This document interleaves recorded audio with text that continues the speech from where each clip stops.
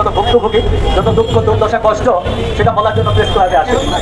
আজকে আমাদের অত্যন্ত দুর্ভাগ্য, যেখানে সাংবাদিকরা এসেছি আমাদের দাবি নিয়ে। আমি ঠিক জানি না যেটা শেষ কোথায়, আর আমাদের আর শেষ পর্যন্ত কত দূর যেতে হবে।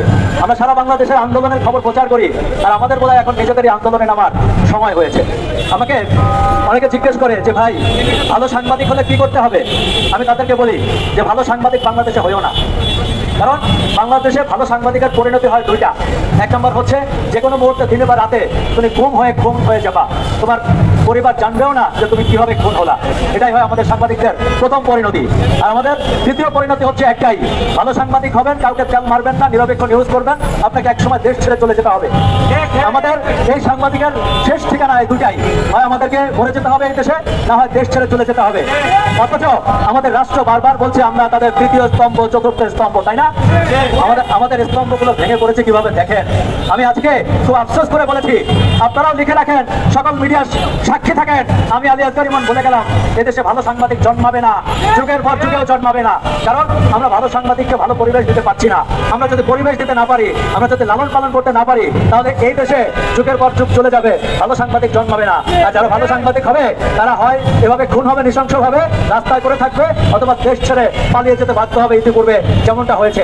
আমাদের কোনো সরকারের প্রতি আস্থা ছিল না, কিন্তু আমরা অন্তত এই সরকারের উপরে কিছুটা হলেও আমরা সাংবাদিকরা আস্থা রেখেছিলাম। তারা একটি সুন্দর পরিবেশ তৈরি করবে, তারা আমাদের কাজ করতে দিবে এবং আমাদের যে ন্যায্য দাবিগুলো সেগুলো মানবে, আমাদের ভবিষ্যৎ কিভাবে চলবে সেটা চিন্তা করবে, আমাদের নিরাপত্তা দেওয়ার ব্যবস্থা করবে। কিন্তু আমরা দেখলাম যে আমাদের জীবনের ন্যূনতম নিরাপত্তা নাই। আজকে আমার পরিবার চিন্তা করে যে আমি ঠিকমতো রাতে বাসায় ফিরতে পারবো কিনা। আজকে আমার বন্ধু বান্ধব সবাই ফোন করে খবর নেয় তুমি রাত্রে বাসায় ফিরতে পারছো কিনা। আজকে আমাকে নিয়ে সবাই ফেসবুকে পোস্ট দেয়, ভাই আপনি ঠিক আছেন তো, আপনাকে তুলে নিয়ে যায় না তো, আপনাকে মাজা ফেলায় না তো, আমরা দুশ্চিন্তায় আছি। আরে ভাই, এই যদি দেশের অবস্থা হয়, এই সাংবাদিকতা আমরা কেন করবো? আমাদের ইয়াং সমাজ, আমাদের সন্তানরা কেন সাংবাদিকতা পেশায় আসবে?